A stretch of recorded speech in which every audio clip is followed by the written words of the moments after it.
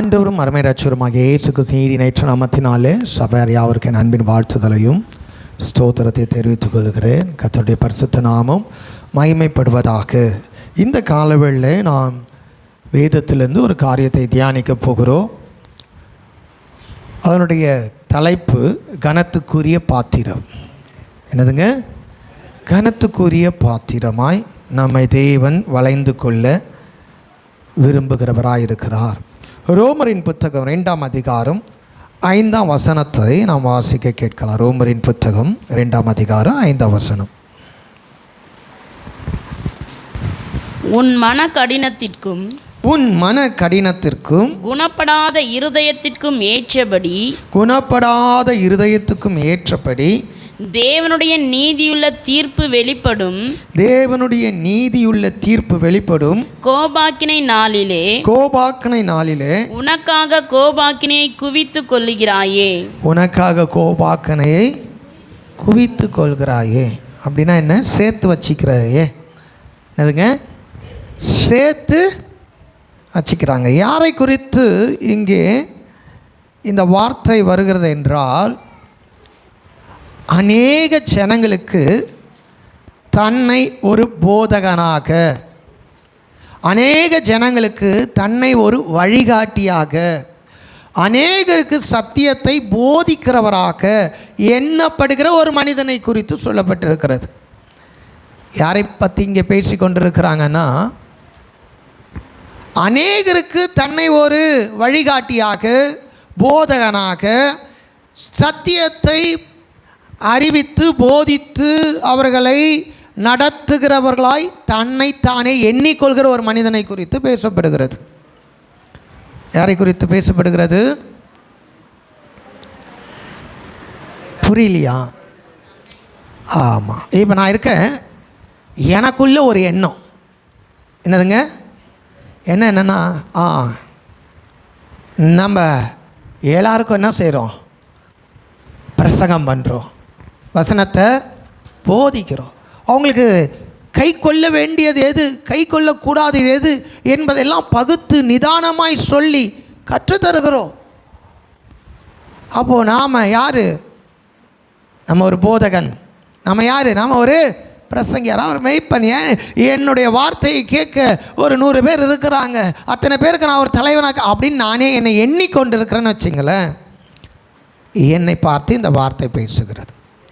அதுபோல் எண்ணிக்கொள்கிற அல்லது அப்படி தான் இருக்கிறோன்னு நினச்சிட்டு இருக்கிற, ஒருவேளை இந்த வார்த்தை என்னை உதாரணப்படுத்தி பேசினா சரியாக இருக்கும். இப்போ ஒருவேளை நான் அப்படி நினைக்கலாம்ல, மற்றவர்கள் அப்படி நினைக்கலாம்ல, ஐயா அவருக்கு பர்ஃபெக்டாக இருப்பார்.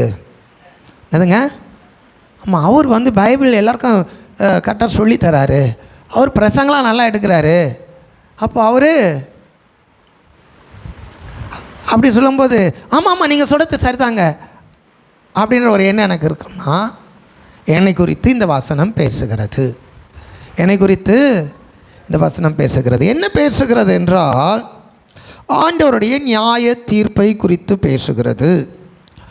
ஆண்டவருடைய நியாய தீர்ப்பிலே அவர் எதை வெளிப்படுத்துவார் என்றால், கிறிஸ்துவை கொண்டு தேவன் நியாய தீர்ப்பு செய்யும் பொழுது அவர் அவனுடைய அந்தரங்கத்தை வெளிப்படுத்துவார். எதை வெளிப்படுத்துவார்? அந்தரங்கத்திலே. அந்தரங்கம்னா என்ன? மறைவாக வைக்கிறதுலே மிகப்பெரிய அந்தரங்கமான மறைவிடமான ஒரு இடம் இருக்குது. அது எது தெரியுமா? நம்ம நிறைய காரியத்தை இருட்டில் செய்கிறோம், நம்ம அப்படியே மறைத்து வைக்கிறோம். ஆனால் யாருமே பார்க்கக்கூடாத அளவுக்கு ஒரு மிகப்பெரிய மறைவிடம் இருக்கிற அந்தரங்கம் இருக்கிறது. அது எங்கே இருக்குது தெரியுமா? அதுதான் நம்முடைய இருதயம். அதுக்குள்ளே வர எண்ணங்கள், சிந்தனைகள் தான். அது யாரும் பார்க்க முடியாது. என் முகத்தை பார்க்கலாம், என்னுடைய வார்த்தைகளை கேட்கலாம், இவர் செயல்களை பார்க்கலாம். ஆனால் என் அந்தரங்கத்தை ஒருவராலும், என் சிந்தனைகளை ஒருவராலும், ஆனால் நியாய தீர்ப்பு எதை வெளிக்கொண்டு வருமா? அவனுடைய அந்தரங்கங்களை. ஆமென். அவருடைய நியாய தீர்ப்பு அப்படியாய் இருக்கிறது என்று வேதம் சொல்லுகிறது. அந்த நாளுக்கு என்ன செய்யக்கூடாது? கோபாக்கனையை குவித்து வைத்து கொள்ளக்கூடாது. அப்போது நான் என்ன செய்ய வேண்டும்? அப்போ நான் என்ன செய்யணும்? அதுதான். அது எனக்கு மாத்திரமல்ல, ஆண்டவராகிய இயேசு கிறிஸ்துவை பின்பற்றுகிற ஒவ்வொருவரும் அவருடைய சீஷர்கள் தான். ஒவ்வொருவரும் சுவிசேஷத்தை சொல்ல கடமைப்பட்டவர்கள் தான். ஒவ்வொருவரும் வேத வசனத்தையும் அதனுடைய அறிவையும் கற்று மற்றவர்களுக்கு போதிக்கிறவர்கள் தான். இல்லையா? ஒரு 10 வருஷம் வரும், ஒரு 5 வருஷம் பைபிள் படிக்கிறோம், ஒரு 20 வருஷம் இருக்கிறோம், நம்ம வளர்ச்சி இருக்கா இல்லையா? ஒரு குழந்தைய எல்கேஜியில் சேர்க்குறோம், அதுக்கு ஒரு எழுத்தும் தெரியாது. 5 வருஷம் கழித்து ஒரு எழுத்தும் தெரியாதுன்னு சொல்ல முடியுமா? தெரியாதா? கண்டிப்பாக அதுக்கு என்ன தெரிஞ்சிருக்கணும்? அப்போ தானே படிக்க வச்சதுக்கு ஒரு அர்த்தம். அப்போ நம்ம இயேசுவை ஏற்றுக்கொண்டு சபைக்கு வந்து வசனத்தை கேட்குறோம், பைபிளை படிக்கிறோம், அதுக்கு ஒரு அர்த்தம் தேவை அல்லவா? அந்த அடிப்படையில் பார்த்தா இந்த வசனம் என்னோடு மாத்திரமல்ல, நாம் யாவரோடும் பேசுகிறதா இருக்கிறது. ஆமென். இந்த வசனம் யாவரோடும் பேசுகிறதா இருக்கு. அப்போ நாம் யாவரும் நாம் எதை குவித்து கொள்ளுகிறோம், எதை சேர்த்து கொள்ளுகிறோம், அதை நாம் ஆராய்ந்து பார்க்கும். அதை நான் கோபாக்கனை நாளுக்கு தேவனுடைய ஆக்கணைக்காக அவருடைய கோபத்தை குவித்து கொள்ளுகிறவர்களாக இருக்கிறோமா, அல்லது நாம் ஒரு கனத்துக்குரிய பாத்திரமாய் மாற நாம் என்ன செய்ய வேண்டும் என்கிற வழியை கண்டுபிடிக்கிறவர்களாக இருக்கிறோமா? இந்த மனிதனை குறித்து என்ன சொல்லுகிறது என்றால், அவன் தேவனை கனவீனம் பண்ணுகிறவன், அவன் கர்த்தரை அசட்டை பண்ணுகிறவன். என்னதுங்க? எதனாலே கோபாக்கனை எனக்கு வருகிறது, எதனாலே நான் தேவனுடைய கோபத்தை குவித்து கொள்ளுகிறேன் அல்லது மலையைப் போல சேர்த்து கொள்கிறேன் என்றால், நாம் தேவனை கனவீனம் பண்ணுகிற காரியத்தினாலும் சில நேரத்தில் அசட்டை பண்ணுகிறதினாலும். சொல்லுங்கள், அசட்டைன்னா தெரியும்ல, அலட்சியம் பண்ணுறது, அதை கேட்காமே போயிடுறது, எத்தனை முறை சொன்னாலும் பார்த்துக்கலாம் அப்படின்னு சொல்லிட்டு விடுறது. இது நம்முடைய வாழ்க்கையில் அப்படியே சேர்ந்தது. அதில் ஒரு பகுதி சொல்லணும்னா சோம்பல். என்னதுங்க? நாளைக்கு பார்த்துக்கலாம், சரி இவர் இப்படி தான் சொல்லுவார், அப்புறமா முடிஞ்சால் பார்க்கலாம். என்னதுங்க? அப்போ அந்த சோம்பல் அது ஒரு எண்ணம், அது நமக்குள்ளே நம்முடைய சிந்தையில் நம்முடைய இருதயத்தில் காலத்தை என்ன செய்யும்? கடத்தும். அடுத்தது கீழ்ப்படியக்கூடாதபடி நம்முடைய மனதை கடினப்படும். அங்கே அதை தான் வாசிக்கிறோம், மன கடினம். என்னதுங்க? மன கடினம். திரும்ப வாசிங்க. உன் மன கடினத்திற்கும் குணப்படாத இருதயத்திற்கும் ஏற்றபடி. குணப்படாத இருதயம், இது ரெண்டும் ஏன் வந்தது? மன கடினமும் குணப்படாத இருதயமும் ஒரு மனிதனுக்குள்ளே ஏன் இருக்குது அப்படின்னா, தேவனை கனவீனம் பண்ணுவதும் அவருடைய வார்த்தை அசட்டை பண்ணுவதும் தான் நமக்கு மன கடினத்தை உண்டாக்குகிறது. ஆனால் வெளியில் எப்படி இருக்கிறது? இவருக்கு எல்லாமே தெரியும், இவர் ஒரு போதகர். இவர் யாருங்க? ஆமாம், இவர் ஒரு நல்ல வழிகாட்டி. இவர்கிட்ட போனால் வேதத்தினுடைய சட்டங்கள் தெரியும், இவருக்கு கர்த்தருடைய வார்த்தை தெரியும், கர்த்தருடைய செயல்கள் தெரியும், இது நல்லது இது கெட்டது என்று, நன்மை தீமை என்னது என்று போதிக்கக்கூடியவர். ஆனால் அவருடைய இருதயம் எப்படி இருக்கான்? குணப்படாமல் இருக்கான். அவருடைய மனம் கடினப்பட்டிருக்கிறதா? யாருடைய மனம் கடினப்பட்டிருக்கோன்னா, சத்தியம் தெரிந்தும் அதற்கு கீழ்ப்படியாதவர்களுடைய மனம் தான் கடினப்பட்டிருக்குன்னு அர்த்தம். யாருடைய மனம் திரும்புதல் அடையாமல் இருக்குன்னா, சத்தியம் என்னதென்றே தெரியாமல் தங்கள் போக்கில் போகிறாங்களே அவங்களுக்கு மனம் திரும்புதல் தேவையாக இருக்குது. அவங்க ஒருவேளை மனம் திரும்பிடுவாங்க. ஆனால் மனம் திரும்பினவர்கள் சீர்பொருந்தக்கூடாதபடி தங்கள் மனதை கடினப்படுத்துகிறார்களே அவர்கள் யாருன்னா, சத்தியம் அறிந்தவர்கள். இப்போ உலகத்துக்கு வெளியேயும் கிறிஸ்துக்கு உள்ளே இருக்கிற வித்தியாசத்தை நாம் அறிய வேண்டும். கிறிஸ்துவுக்கு வெளியே, சபைக்கு வெளியே இருக்கிறவர்கள் மனம் திரும்பாதவர்கள், இன்னும் சத்தியம் அறியாதவர்கள். அவங்க இருதயம் குணப்படாமல் தான் இருக்குது. ஆனால் ஏன்னா அவங்களுக்கு சத்தியம் தெரியல. ஆனால் சபைக்குள்ளே நாம் மன கடினப்பட்டு நம்முடைய இருதயம் குணப்படாதபடி இருப்போமானால், நாம் மனம் திரும்பினவர்கள் ஆனால் நாம் மனம் திரும்பினவர்கள் சீர்பொருந்த மறுக்கிறவர்களாக இருக்கிறோம். மனம் பொருந்தி செவி கொடுக்கணும்னு வேதம் சொல்லுது. அப்போ மனம் பொருந்துவதற்கு முதலாவது மனம் திருந்துதல் அவசியமாக இருக்கிறது. ஆனால் நான் மனம் திரும்பி இருக்கிற சத்தியம் தெரியும், எல்லாம் தெரியும். இப்போ என்ன ஆயிடுச்சு, நான் அந்த வார்த்தையோடு பொருந்தி போக மாட்டேன், அதை கடினப்பட்டு நான் வேறு வேலை போகிறேன். ஆனால் மற்றவங்களுக்கு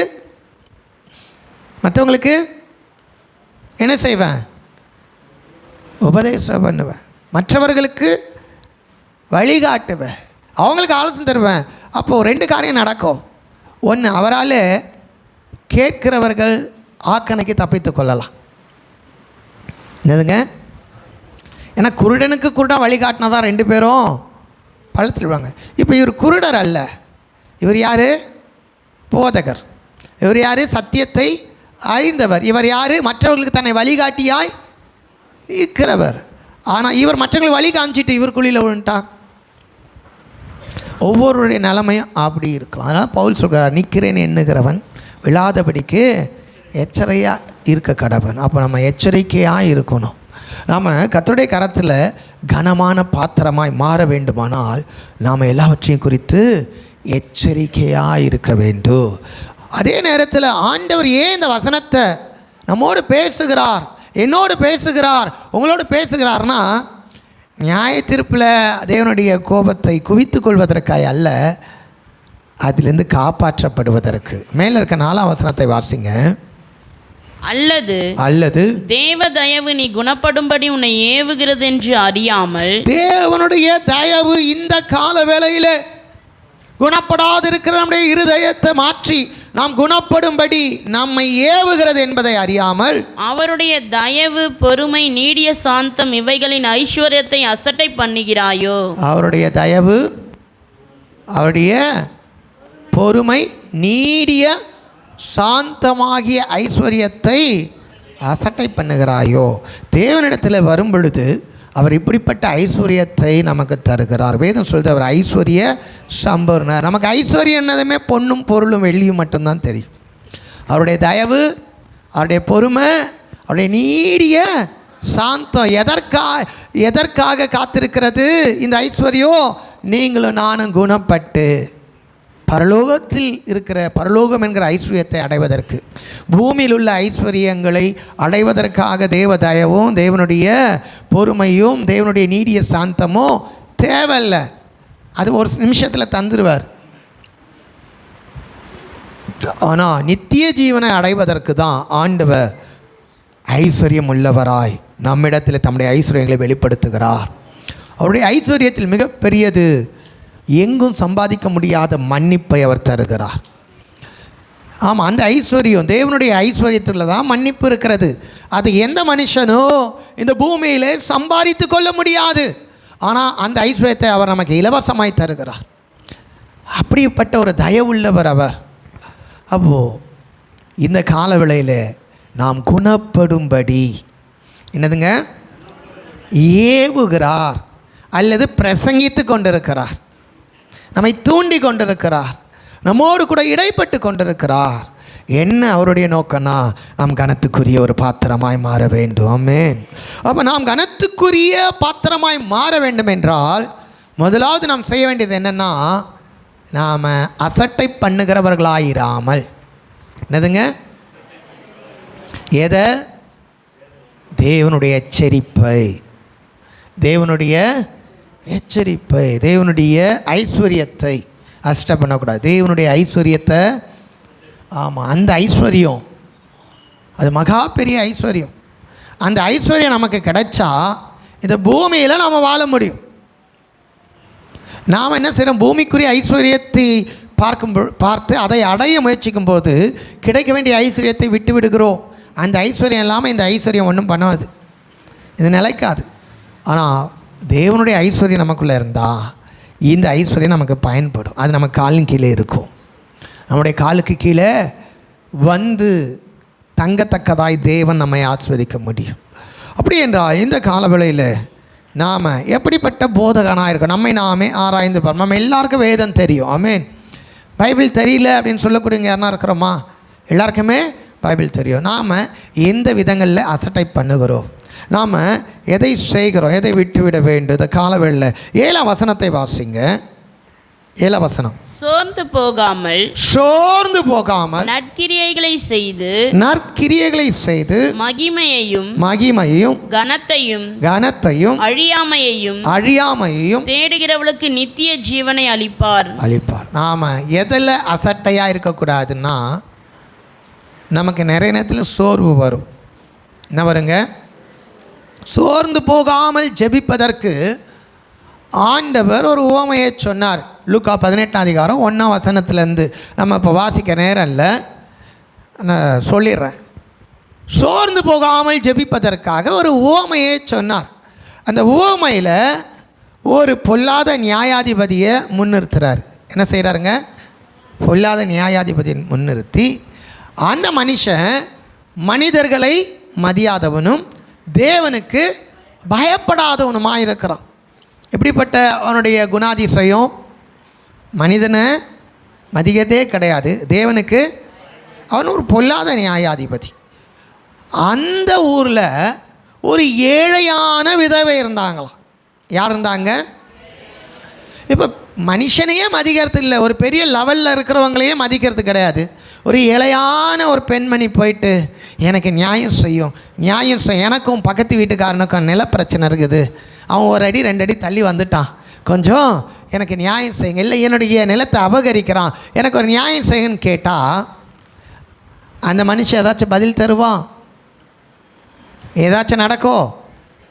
ஏன்னா பெரிய பெரிய ஆட்களையே அவர் மதிக்கிறது இல்லை. சாதாரண ஏழ்மை நிலையிலிருந்து, அதுவும் ஒரு விதவை ஆதரவற்ற ஒரு இடத்துல இருந்து ஒரு ஏழை பெண்மணி போய் பேசுகிறாங்க. அவங்க ஒரு லஞ்சமும் தரப்போகிறது இல்லை, அவங்களுக்கு எதையும் கொடுக்க பலன் இல்லை, அவங்களுக்கு எந்த விதமான ஆள் பலமும் இல்லை, பண பலம் இல்லை, பொருள் பலம் இல்லை, எதுவுமே இல்லை. அவங்க போய் கேட்குறாங்களாம். ஒரு நாள் அவனே சிந்திச்சிட்டு இருக்கிறானா, அவன் தன்னை பற்றியே சொல்கிறானா. என்ன செய்கிறாங்க? தன்னை பற்றி, நான் மனுஷனை மதிக்கிறது இல்லை, தேவனுக்கு பயப்படுவதில்லை, ஆகிலும் இவங்க வந்து தினமும் என்னை தொந்தரவு பண்ணுறாங்களே, இனி இவர்கள் வந்து என்னை தொந்தரவு பண்ணாதபடிக்கு நாளைக்கு பொழுது விடைஞ்சதும் போய் நியாயம் செய்ய போகிறேன் அப்படின்னு முடிவெடுத்தார். தன்னை குறித்து தனக்கு தெரியுமே. நம்மை கொஞ்சம் நிதானித்து பார்த்தா நம்முடைய இருதயத்தில் எங்கே குணப்படலை, எங்கே கடினமாக இருக்கிறோம், எந்த இடத்துல நாம் செயல்படுறோம் நமக்கு தெரியும். அப்போது அந்த மனுஷன் அப்படி செய்தான் என்றால், தேவனால் தெரிந்து கொள்ளப்பட்டவர்கள் இரவும் பகலும் தம்மை நோக்கி வேண்டல் செய்கிற அந்த காரியத்தில் அவர் நீடிய பொறுமை உள்ளவராக இருந்தாலும் சீக்கிரத்தில் நியாயம் செய்வார், ஜெபத்துக்கு பதில் வரும்னு சொல்லிட்டு அங்கே ஒரு ஓமையை ஆண்டவர் சொன்னார். ஆனால் இந்த ஓமையிலேருந்து நாம் என்ன இன்னைக்கு பார்க்குறோன்னா, அந்த பொல்லாத மனுஷனுக்கே ஒரு மனம் திருமுதலை கொடுத்திருக்கிறவர் தேவன். அவன் கரங்களை தட்டி ஆண்டவர் நாமத்தை மேம்படுத்தலாமா? அந்த மனிதன் தொடர்ந்து ஒரு வார்த்தை போய்கிட்டே இருக்கிறது, எனக்கு நியாயம் செய்யும், எனக்கு நியாயம் செய்யும், என் வழக்கை விசாரியும். ஒரு நாள் நைட்டு இந்த வார்த்தை அவனுடைய சிந்தையில் போய் தூக்கம் வராமல் அவர் அப்போ தான் அவர் தன்னை குறித்தே அவர் அறிகிறாரு, நான் ஒருத்தருக்கும் பயப்படுறதில்ல, நான் ஒருத்தரையும் மதிக்கிறதில்ல, கடவுளுக்கே பயப்படுறதில்ல, ஆனாலும் இந்த விதவை வந்து என்னை ரொம்ப தொந்தரவு பண்ணுறாங்களே, என்ன சேர்த்து இன்றைக்கி நைட்டே மனம் திரும்பிறது, நாளைக்கு வழக்க முடிக்கிறது. என்னதுங்க? மனம் திரும்பினாரா? மனம் திரும்பினால்தானே தானே அந்த காரியத்தை அவர் செஞ்சிருப்பார். அப்போது மனம் திரும்புதல் என்பது ஒரு நாளில் நடக்கிறதில்ல, நம்ம எதிர்பார்த்த மாதிரி போயிட்டு சுவிசேஷர் சொல்லிட்டு வந்ததுமே நடக்கிறதில்ல, அது தொடர்ந்து அடிக்க வேண்டிய ஒரு இதாக இருக்குது, தொடர்ந்து போட வேண்டிய விதையாக இருக்கிறது. அடி மேலே அடித்தா அம்மியும் நகரன்ற மாதிரி நாம் அதுதான் ஆண்டு வச்சினார், பரலோக ராட்சியம் பலவந்தம் பண்ணப்படுகிறது. அப்போ ஒருவரை தோற்கடித்து ஒருவரை ஜெயிக்கிறது தான் பலவந்தம். பலவந்தம்னா என்ன? தன்னுடைய பலத்தை கொண்டு எதிராளியின் பலத்தை அடக்கி அவங்கள மேற்கொள்வது. அப்படியா சுவிசேஷமானது மேற்கொள்ள வேண்டும். என்னதுங்க? அப்போ அதற்கு எவ்வளவு நம்பிக்கையோடு தைரியத்தோடு விடாமுயற்சியோடு அந்த ஏழை விதவை தினந்தோறும் போயிருப்பாங்க. அவங்களுக்கு ஒரு நம்பிக்கை இல்லாமல் இருந்தால், அவிசுவாசத்தில் இருந்திருந்தா அவங்க தினமும் போய் அந்த வீட்டில் நின்று இருப்பாங்களா? அப்போது பொல்லாத ஒரு மனிதனு மனம் திரும்புதலை அடைய முடியும். ஆமென். பொல்லாத மனுஷனோ மனம் திரும்புதலை நாம் என்ன செய்யக்கூடாது? சோர்ந்து போகக்கூடாது. அங்கே ஜெபிப்பதை குறித்து ஆண்டவர் சொல்கிறாரு. அப்போனா ஜெபமணி பதில் வராமல் சோர்ந்து போகிறாங்க. அதான விஷயம். ரொம்ப நாளாக ஜெபம் பண்ணிகிட்டு இருக்கிறாங்க. நெடுநாளாய் காத்திருப்பது இருதயத்தை இழைக்க பண்ணுவேன், இழைத்து கொண்டு இருக்கிறாங்க. ஆனால் ஆண்டவர் சொல்றார், சோர்ந்து போகாமல் ஜெபிப்பது எப்படி? ஏற்ற வேளையில் பதில் வரும். ஜெபம் பண்ணணும், விடாமுயற்சி ஆக்கணும், அவிசுவாசம் கொள்ளக்கூடாது. அதே தான் ஆவிக்குரிய வாழ்க்கையில் இங்கே வேதம் சொல்லுது, சோர்ந்து போகாமல் நற்கிரியை செய்து மகிமையையும் கனத்தையும் அழியாமையும் தேடுகிறவர்களுக்கு நித்திய ஜீவனும் அளிப்பார். கரங்களை தட்டி அனாதமைப்படுத்தலாமா? அப்போது நாம் ஒரு கனத்துக்குரிய பாத்திரமாய் மாற வேண்டும் என்றால் நம்முடைய வாழ்க்கையில் நற்கிரியைகளை செய்ய சோர்வுகள் உண்டாகும். ஆனால் நம்ம என்ன செய்யணும்? சோர்ந்து போகாமல் தொடர்ந்து தேவனுக்கு பிரியமான செயல்களை செய்கிறவர்களாய் மாறணும். அதுக்கு தான் இடம் கொடுக்காததுனால அசட்டை பண்ணுகிறவர்களாய், கனவீனம் பண்ணுகிறவர்களாய் மாறி கர்த்தருடைய ஐஸ்வர்யத்தை என்ன செய்கிறோம்? அசட்டை பண்ணுகிறோம். அவருடைய தயவு, அவருடைய பொறுமை, அவருடைய நீடிய சாந்தம் ஆகிய ஐஸ்வர்யத்தை அசட்டை பண்ணுகிறாய். ஏன் அசட்டை பண்ணுகிறாய்? இருதயம் என்ன செய்யுது? இருதயம் கடினப்பட்டிருக்கு, மன கடினப்படுகிறது. காரணம், நற்கிரியே செஞ்சுட்டு போகும்போது கொஞ்சம் அப்படி, கொஞ்சம் இப்படி, கொஞ்சம் அப்படி சோதனைகள் வரும்பொழுது நாம் தேவனுக்கேற்ற கிரியைகளை செய்கிற அதே இடத்துல நம்முடைய மாம்சத்துக்கேற்ற கிரியைகளை செய்ய நம்மை திருப்பி விடுகிறது. என்ன செய்கிறது? உடனே என்ன செய்யணும்? குணப்படணும். நீ குணப்படாதபடி நீ அசட்டை பண்ணிக்கிட்டு இருக்காத. நாம் உடனே என்ன செய்யணும்? குணப்பட்டு தேவனை கனப்படுத்தணும். அவருடைய வார்த்தை வரும்போது, எச்சரிப்பு வரும்பொழுது எச்சரிப்புக்கு கீழ்ப்படியணும். அப்போ தான் நாம் கனமான பாத்திரமாய் மாற முடியும். அப்போ தான் நித்திய ஜீவனை சுகந்தரிக்க முடியும். அதை தேவன் வைத்திருக்கிறார் நமக்கு.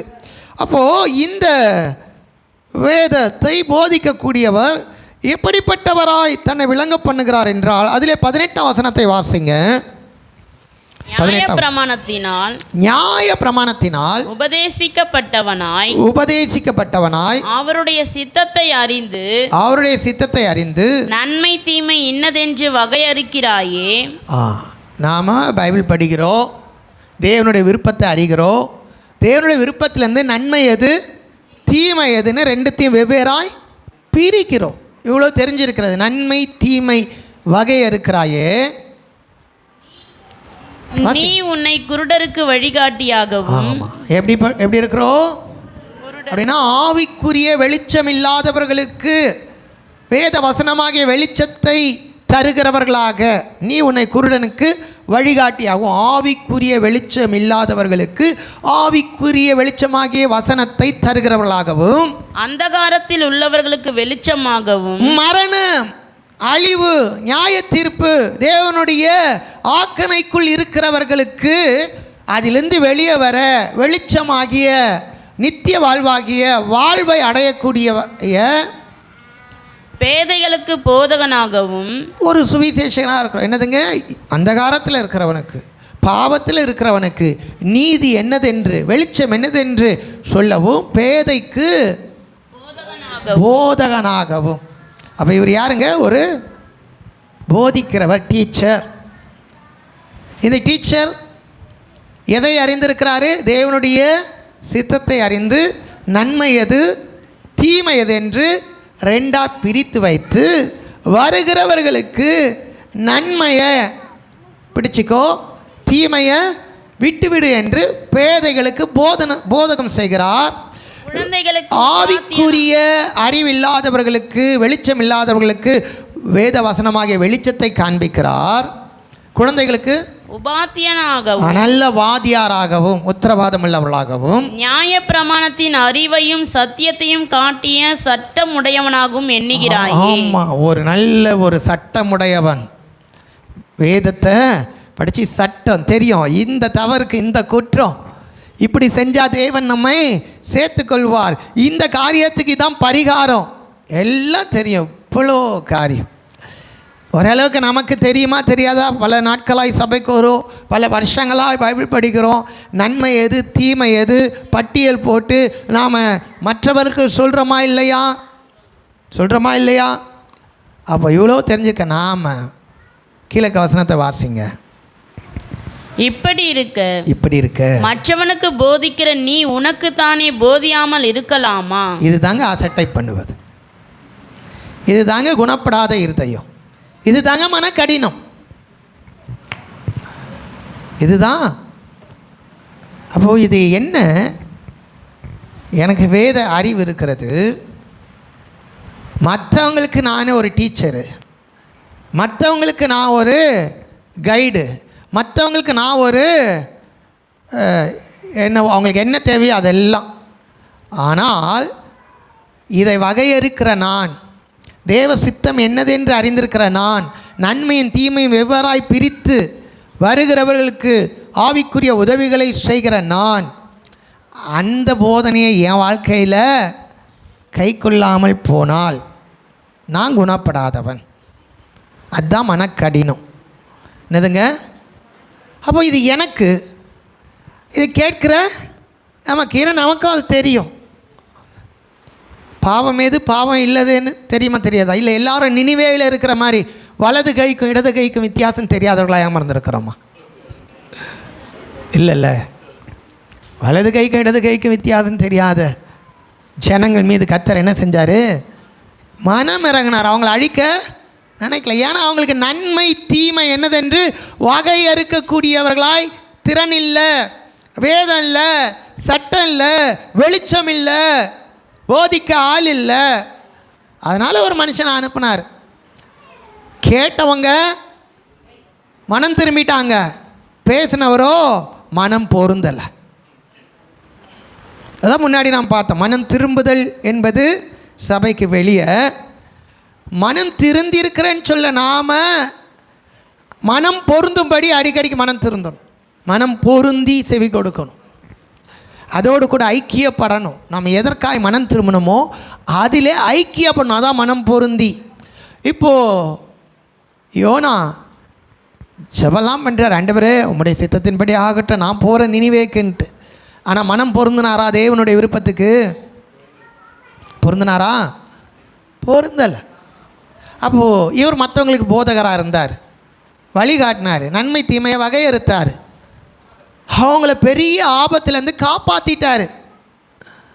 ஆனால் இவரோ படுகுடியில் விழுகிறவராய் மாறி போனார். ஆகிலும் அந்த இடத்திலும் தேவ தயவு நம்மை குணப்படுத்தும்படி இன்றைக்கு எச்சரித்து கொண்டிருக்கிறது. அங்கே யோனாவுக்கு ஆண்டவர் எச்சரித்தாரா? பேசினாரா? இல்லையா? நீ பிரயாசப்படாத நடாத இந்த செடி வாடி போனதுக்கே இவ்வளோ வருத்தப்படுறியாப்பா சொல்லி அவரை எச்சரித்து அவரை சீர்பொருந்த வைத்தாரா? அப்போ நம்முடைய ஆண்டவர் நம்மை சீர்பொருந்த தான் நம்மை அவருடைய மந்தையாய் அவருடைய ஆலயத்தில் அவருடைய தொழுவத்தில் வைத்திருக்கிறார். ஆமென். அப்போ எச்சரிக்கை வரும்பொழுது அசட்டை பண்ணக்கூடாது, என்ன செய்யணும்? கீழ்ப்படியணும். அப்போ நமக்கு இப்போ நல்லா தெரியுது, நாம் நினிவே ஜனங்கள் அல்ல. சொல்லுங்கள். ஆமாம், நாம் நன்மை தீமையை வகைப்படுத்தி, அந்த காலத்தில் இருக்கவங்களுக்கு இதான் வெளிச்சம், நம்ம போய் சொல்கிறோமே வெளியே நித்திய ஜீவன் சொர்க்கம் இயேசு தான், அவர் இல்லைன்னா நரகம்தான். சொல்கிறோமா இல்லையா? சொல்கிறோம்ல, சுவிசேஷம் அறிவிக்கிறோம்ல. நாம் சொல்கிறோம்ல இதெல்லாம் தப்பு, நம்ம இப்படி தான் வாழணும், வேதம் சொல்லுது சொல்கிறோம்ல, இதெல்லாம் போதிக்கிற நாம் நமக்கு அந்த போதனையை அப்ளை பண்ணுறோமா? என்னதுங்க?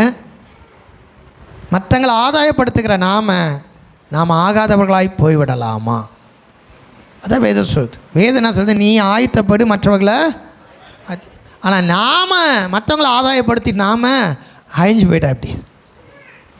அப்போ இது ஒரு நாள் 2 நாள் முடிகிற காரியம் இல்லை. நம் வாழ்நாள் முழுக்க இந்த நற்கிரியை நற்செயல்களை பிடித்து கொண்டு தீமையை விட்டு விட்டு வாழ வேண்டும். இதில் ஒரு சோர்வு அலுப்பு தட்டுற மாதிரி ஒரு காரியம் வரும். ஆனால் சோர்ந்து போகாமல் என்ன செய்யணும்?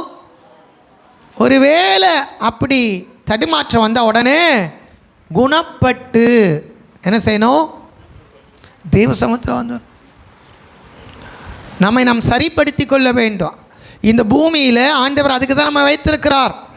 நம்மை சரி செய்து நாம் முழுமையாய் நாம் விசுவாசத்திலும் தேவனுடைய அந்த வாக்கு தத்தத்திலும் உண்மை உள்ளவர்களாய் அதை விசுவாசிக்கிறவர்களாய் அதை அடையக்கூடியவர்களாய் மாறும் பொழுது நாம் எடுத்துக்கொள்ளப்படுவோம். நம் தேவ சமூகத்துக்கு போக போகிறோம். அங்கே தான் பூரணமாக்கப்பட்டவர்களாய் காணப்படுவோம். அப்போ இந்த நாட்கள் நம்மை ஆயத்தப்படுத்துவதற்காய் தேவன் தந்திருக்க ஒரு நல்ல சந்தர்ப்பம். நம்மை தேவன் ஆயத்தப்படுத்தும்படி இந்த பூமியில் நம்மை வைத்திருக்கிறார். நாம் ஆயத்தமாக, நாம் குணப்பட, நாம் கர்த்தருக்கு ஒரு நல்ல பாத்திரமாய் மாற நம்ம ஒப்பு கொடுக்கணும்.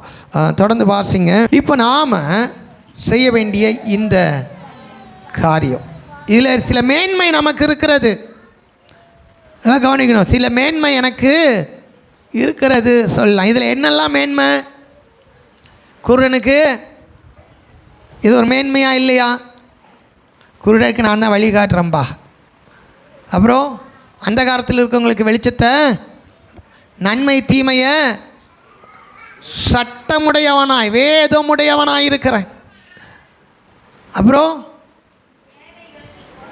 பேதைகளுக்கு போதகனாக இருந்து அவங்களை ஞானிகளாய் மாத்திரம், குழந்தைகளுக்கு நல்ல வாத்தியாராக இருக்கிறோம், உபாத்தியாராக இருக்கிறோம். தகப்பனுக்கும் மேலாய் அல்ல, ஒரு தகப்பனுக்கு கீழாய் உபாத்தியர், ஒரு நல்ல டீச்சர், அவங்களுக்கு சொல்லித்தரவங்க, ஒரு கண்காணியாக இருக்கும். இதெல்லாம் ஒரு மனுஷனுடைய மேன்மை. இது எல்லாருக்குள்ளேயும் இருக்கிறது. நாம் யாவரும் யாருங்க? ஆசாரியரும் ராஜாக்களும் ஆகும்படி. நம்மளாம் ஆசாரியரா ராஜாக்களா இல்லையா? நிறைய பேர் யோசிக்கிறீங்களே. அந்த காலத்திலிருந்து நம்மை ஆச்சரியமான ஒளியிடத்திற்கு அழைத்து அவருடைய புண்ணியங்களை அறிவிக்கும்படி ராஜாக்களும் ஆசாரியருமா நம்மை ஆண்டவர் வைத்திருக்கிறார். அப்போது ராஜாக்களும் ஆசாரியமாக இருக்கிற நமக்கு இத்தனை மேன்மை இருக்கிறது. இதெல்லாம் ஒரு மேன்மையான காரியம்தான். ஆனால் அதெல்லாம் மற்றவங்களுக்கு சொல்லிவிட்டு, நான் முன்னாடியே சொன்னேன், நம்முடைய அந்தரங்கங்களை கொண்டு தான் தேவன் என்ன செய்வார்? நியாயம் தீர்ப்பார் சொன்னேன். இப்போது இத்தனை காரியம் நமக்குள்ளே இருந்தோ நம்முடைய இருதயம் குணப்படாமல் அது மனக்கடினப்பட்டு இருந்தால் அதை தான் ஆண்டவன் நியாயம் தீர்க்க போகிறார். அப்போது மிகப்பெரிய அந்தரங்கம், மிகப்பெரிய மறைவிடம் எதுன்னா, ஒருத்தரும் கண்டுபிடிக்கக்கூடாதபடியான ஒரு அந்தரங்கம் எதுனா நம்முடைய இருதயம், அதுக்குள்ள இருக்க சிந்தனைகள். இப்படி இருக்க மற்றவனுக்கு போதிக்கிற நீ உனக்குத்தானே போதியாமல் இருக்கலாமா? இது நம்மை தேவனே அசட்டை பண்ணுகிற காரியம். நமக்கு அந்த வார்த்தை, நமக்கு அந்த காரியம் நம்முடைய வாழ்க்கையில் அதை கொண்டு வரணும். நாம் முதலாவது அதை என்ன செய்யணும்? நம்முடைய நடைமுறைப்படுத்தணும். அப்படி இல்லைன்னா நாம் கனவீனம் பண்ணுகிறவர்களாக நாம் கனமான பாத்திரமாய் ஒரு நாள் மாற முடியாது. அடுத்து, களவு செய்யக்கூடாது என்று பிரசங்கிக்கிற நீ களவு செய்யலாமா? ஆமாம், களவு செய்யக்கூடாது என்று பிரசங்கிக்கிற நீ. அவ இவர் எதை களவு செய்கிறாரு அப்படின்னா, ஒரு உண்மை தன்மை இருக்கணும், கணக்கு வழக்குகள் இருக்கணும், ஒரு வெளிரங்கமான காரியம் இருக்கணும். பிறர் பொருளை, பிறர் பணத்தை இச்சித்து அதை தன்வசமாக்கி கொள்ளும்படி பிரசங்கிக்கிறவராக இருக்கக்கூடாது. புரியுதுங்களா? அப்போது அது போதகருக்கு மாத்திரம் இல்லை, மேய்ப்பனுக்கு மாத்திரமல்ல, மந்தைக்கும் தான், நமக்கும் தான், நம்ம எல்லாருக்கும் தான் வேதம் சொல்லுது.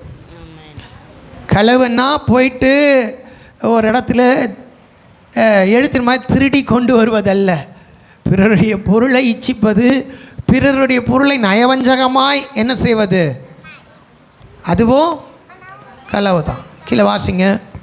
விபச்சாரம் செய்யக்கூடாது என்று சொல்லுகிற நீ விபச்சாரம் செய்யலாம். இதனுடைய பொருள் என்ன? பொருளாசை என்கிற ஆவிக்குரிய வாழ்க்கையில் அசுத்தமான காரியங்கள் மற்றவர்களுக்கு பிரசங்கிக்கிறோம், அதை நம்முடைய வாழ்க்கையில் கைக்கொள்ளணும். அப்போ சபை அல்லது தேவஜனம் நாம் போதிக்கக்கூடியவர்கள், நாம் தான் வேதத்தை அறிந்திருக்கிறோம், நம்மக்கிட்ட தான் வெளிச்சம் இருக்கிறது, நாம் தான் போதிக்கணும். அப்போது போதிக்கிற நாம் மற்றவர்களுக்கு நிருபமாக இருக்கிறோம். இன்னும் சொல்லப்போனால் நம்முடைய செயல்கள், நம்முடைய வாழ்க்கையே மற்றவர்களுக்கு ஒரு போதனை. அப்போ அதை நம்மக்கிட்ட அவங்க பார்க்கணும். அப்போது நம்முடைய வாழ்க்கையை எவ்வளோ பரிசுத்தமானதாய் காத்துக்கொள்ள வேண்டும். சட்டம் உடையவர்கள் என்று சொல்கிற நாம் இந்த சட்டத்துக்கு கீழ்ப்படிந்து வாழ்கிறோமா? நம்மை காண்பிக்க வேண்டியவர்களாக இருக்கிறோம். வாசிங்க. விபச்சாரம் செய்யக்கூடாது என்கிற நீ விபச்சாரம் செய்யலாமா? விக்கிரகங்களை அருவருக்கிற நீ கோவில்களை கொள்ளையிடலாமா? கோவிலை கொள்ளையிடலாமா? இது என்ன அநியாயமாக இருக்குது? சர்ச்சில் என்ன எந்த ஃபேனு லைட் எல்லாத்தையும் கழட்டிட்டு போயிட போகிறோமா? அப்படியா? என்னது ஃபேனு லைட்டு இல்லை அப்படியா? கொள்ளையிடுதல்னா என்ன? இழிவான ஆதாயங்களை பேசி மக்களை பொருளாசையினால் நிரப்பி இந்த பூமிக்குரிய காரியங்களிலே கொளுத்திருக்க செய்து பாவத்தையே கண்டிக்காமல், பரலோகத்தை குறித்து நியாயத்தீர்ப்பை குறித்து பேசாமல் எனக்கும் கொடுங்க கொடுங்கன்னு வாங்கி அப்படியே எல்லாரும் அழிந்து போகிறது தான். அப்போது தேவனுடைய ஆலயம் பரிசுத்தமாக இருக்கிறது. தேவனுடைய ஆலயம் அது நாம் பரலோகத்தில் போகும்போது அங்கே தேவ ஆலயத்தை காணோம் என்று எழுதியிருக்கு. ஏன்னா நாம் தான் அங்கே இருக்க போகிறோம். ஆமென். அவர் நம்மத்தில் தான் வாசம் செய்ய, தேவன் எங்கே வாசம் செய்கிறாரோ, எங்கே தங்கியிருக்கிறாரோ அதுதான் அவருடைய ஆலயம். நாம் எங்கே தங்கியிருக்கோமோ அதுதான் நம்முடைய வீடு. அப்போ அங்கே வெளிப்படுத்தல் அழகாக சொல்கிறது, அங்கே தேவாலயத்தை காணோம். ஏன்? நாம தான் ஆலயம், நம்மத்திலே அவர் உலாவ போகிறார். அவரே ஆலயம், அவருடைய சரீரத்தையே நமக்கு கொடுத்தார். அவருடைய சரீரத்தில் தான் நாம் இணைந்திருக்கிறோம். அப்போ இதை கொள்ளையிடுதல்னா என்ன? நித்திய வாழ்வுக்கு நேராக இருக்கிற ஒரு கூட்டத்தை அழித்து கொண்டு வந்து பாதாளத்தில் போடுவது. அதுக்கு தான் மேலே இருக்க வசனம், களவு பாவம் இதெல்லாம் சொல்லி சபைக்குள்ளே அதெல்லாம் கொண்டு வந்து அப்படியே தேவனுடைய ஜனங்களை வஞ்சித்து கொண்டு போகிற காரியங்கள் இவைகள். இது ஒரு மனுஷனுடைய கனவீனமாக இருக்கிறது, ஒரு மனுஷனுடைய கனம் படித்த காரியமாக இருக்கிறது. ஆனால் நாம் இவைகளெல்லாம் அறிந்து ஆராய்ந்தும் நம்ம எப்படிப்பட்டவர்களாக இருக்கிறோம், அசட்டை பண்ணுகிறவர்களாக இருக்கிறோமா? காலவெளியில் அதை தான் நாம் பார்க்கணும். ரோமர் அதே 2ஆம் அதிகாரத்தில் 15-16 வாசிங்க. அவர்களுடைய மனசாட்சியும் கூட சாட்சியிடுகிறதினாலும், அவர்களுடைய மனசாட்சியும் கூட சாட்சியிடுகிறதினாலும் குற்றமில்லை என்று அவர்களுடைய சிந்தைகள் ஒன்றையொன்று தீர்க்கிறதினாலும், குற்றம் இருக்கு குற்றம் இல்லை என்று நம்முடைய சிந்தையே ஒன்றை தீர்க்கிறதினாலும், நியாய பிரமாணத்திற்கேற்ற கிரியை தங்கள் இருதயங்களில் எழுதியிருக்கிறது என்று காண்பிக்கிறார்கள். நம்முடைய இருதயம் இந்த கால வேளையில் நம்ம கேட்ட இந்த வார்த்தைகளில் எது சரி எது தவறு, நம்மிடத்தில் உள்ளது என்ன இல்லை என்பதை நம்முடைய சிந்தை நமக்கு வகையறுத்து தருகிறது. நமக்கு வகையறுத்து தரு. ஏன்னா தேவன் நமக்குள்ளே அவருடைய பிரமாணத்தை வைத்திருக்கிறார். தொடர்ந்து வாசிங்க 16. என் சுவிசேஷத்தின்படியே தேவன் இயேசு கிறிஸ்துவை கொண்டு மனுஷருடைய அந்தரங்கங்களை குறித்து நியாய தீர்ப்பு கொடுக்கும் நாளிலே இது விளங்கும். ஆமாம், அந்த அந்தரங்கம் என்னென்று சொன்னோம்?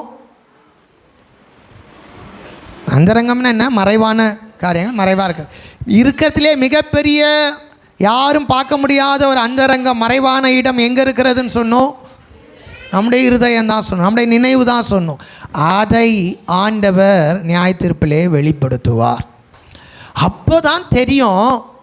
முந்தி யாருக்கும் நம்ம என்ன செஞ்சிடக்கூடாது, ஆஹா ஓஹோன்னு தீர்ப்பு வழங்கிடக்கூடாது. அப்போ தான் தெரியும், ஓ இவர் மற்றவங்களுக்கு வழிகாட்டியாக இருந்தார், இவர் மற்றவங்களுக்கு போதகராக இருந்தார், இவர் மற்றவங்களுக்கு சட்டத்தை நன்மை தீமையை விளக்கி போதித்தார், பேதைகளுக்கு போதகராக இருந்தார், குழந்தைகளுக்கு உபாத்தியாக இருந்தார். ஆனால் இவரோ அவைகளை கை கொள்ளவில்லையே, இவர் தேவனுடைய ஐஸ்வர்யத்தை அசட்டை பண்ணிட்டாரே, அல்லது இவர் அதையெல்லாம் கை கொண்டு மற்றவர்களுக்கு போய் தர அங்கே தான் தெரியும். அப்போது இன்றைக்கு எச்சரிப்பு, இன்றைக்கி நாம் மனம் திரும்ப வேண்டியவர்களாக இருக்கிறோம். மேன்மையான சில காரியங்கள் நமக்கு இருக்கலாம். இங்கே சொன்னபடி அவர் ஒரு போதகனாக, ஒரு உபாத்தியனாக, சட்டத்தை உடையவராக, நன்மை தீமையை பிரித்து தருகிறவராக, எவ்வளோ காரியம், வெளிச்சத்தை காண்பிக்கிறவராக, எவ்வளோ காரியங்கள் இருக்கலாம், மேன்மையான காரியங்கள். ஆனால் அதிலே நாம் என்ன செய்யக்கூடாதுன்னா பெருமை கொள்ளக்கூடாது. அதை நாம் உடையவர்களாக இருக்கோன்னு சொல்லி நம்முடைய வாழ்க்கையில் அதை கை கொள்ளாமல் விடுவோமானால் நாம் அதிலிருந்து சுத்திகரிக்கப்பட வேண்டும். இன்றைக்கி அதான் வேதம் சொல்லுகிறது. ஒருவேளை நம்ம சபைக்குள்ளே தான் இருக்கிறோம், நாம் மனம் சீர்பொருந்த வேண்டிய சில காரியங்களிலே இருக்கிறோம். அப்போஸ்தலர் புத்தகம் 8ஆம் அதிகாரம் 18 24 வரை வாசிக்கலாம். 18 24 வரை.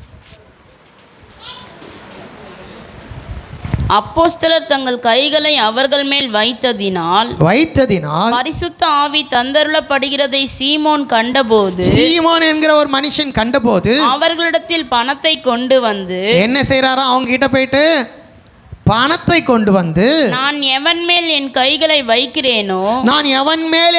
வைக்கிறேனோ அவன் பரிசுத்த ஆவியை பெறத்தக்கதாக எனக்கும் இந்த அதிகாரத்தை கொடுக்க வேண்டும் என்றான். பேதுரு அவனை நோக்கி தேவனுடைய வரத்தை பணத்தினாலே சம்பாதித்துக் கொள்ளலாம் என்று நீ நினைத்தபடியால் உன் பணம் உன்னோடே கூட நாசமாய் போக கடவது.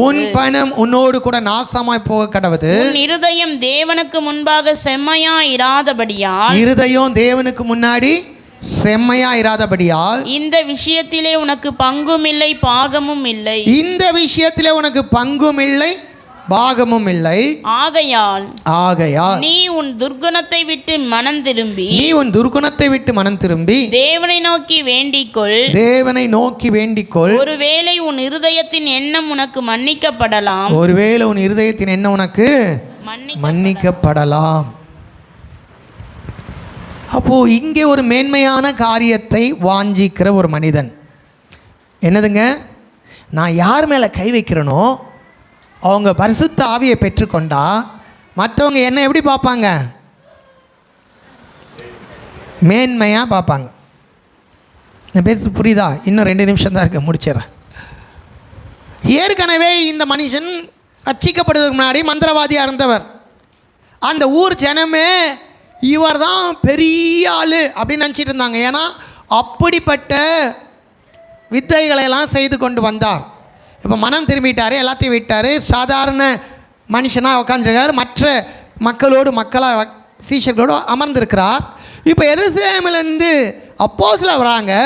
அவங்க வந்ததுமே யார் மேலாம் கை வைத்து ஜெபம் பண்ணுறாங்களோ அவங்களாம் பரிசுத்த ஆவியை பெறுறாங்க. எல்லா ஜனங்களும் அவங்கள மேன்மையாய் பார்க்க நினைத்தார்கள். உடனே இந்த மனுஷனுக்குள்ள ஒரு ஆசை வருது, நானும் இப்படி மேன்மையான ஒரு மனுஷனாக இருக்கும். என்ன வரணும்? அதுக்கு என்ன வழி, ஷார்ட்கட் என்ன? பணத்தை கொடுத்து இதை வாங்கிடலான்னு நினைக்கிறார். அதை பார்த்து தான் வேதம் சொல்லுது, இருதயத்தில் செம்மை இல்லை, நீ உன் இருதயம் கசப்பும் பாவ பிச்சியமாக இருக்கிறதை காண்கிறேன்னு சொல்கிறாங்க. அப்போது செம்மையான இருதயம் என்பது என்னென்னா, மேன்மையாக நாம் நிற்கணும்னு நினைக்கிறதல்ல, தேவனை மேன்மைப்படுத்துகிறோம் என்பது தான். அப்போது இதிலிருந்து இவர் மனம் திரும்ப வேண்டிய ஒரு காரியத்தில் இருக்கிறார். முடிச்சிடலாம். 2 தீமோத்தேயு புத்தகம் 2ஆம் அதிகாரம், நாம் அந்த வசனத்துக்கு நேராக வந்துடலாம், அதை முடிக்க போகிறோம். 2 தீமோத்தேயு புத்தகம் 2ஆம் அதிகாரம் 19ஆம் வசனத்தை வாசிக்கலாம். ஆகிலும் தேவனுடைய உறுதியான அஸ்திவாரம் நிலைத்திருக்கிறது. கர்த்தர் தம்முடையவர்களை அறிவார் என்பதும் கிறிஸ்துவின் நாமத்தை சொல்லுகிற எவனும் அநியாயத்தை விட்டு விலக கடவான் என்பதும் அதற்கு முத்திரையாய் இருக்கிறது. அப்போ இது ஒரு அநியாயமான செயல். பணத்தை கொடுத்து ஒரு காரியத்தை சாதித்து கொள்வது அநியாயமான செயல். ஏன் அதை செய்யணும்னு நினச்சார்? அவருக்கு ஒரு மேன்மை வரணும், அவருக்கு ஒரு பேர் வரணும் அப்படின்னு நினச்சார். அதுதான் இருதயம் செம்மையாக இல்லைன்றாங்க. அப்போ கிறிஸ்துவை தொழுது கொள்ளுகிறேன் என்று சொல்லுகிற நாம் அநியாயத்தை விட்டு விலகணும்னு வேதம் சொல்லுது. அப்போ தான் நாம் நம்மை மேன்மைக்குரிய காரியங்களை எண்ணாமல் தேவனுக்கு ஏற்ற மேன்மைகளை செய்கிறவர்களாய் மாற முடியும். கீழே தொடர்ந்து வாசிங்க.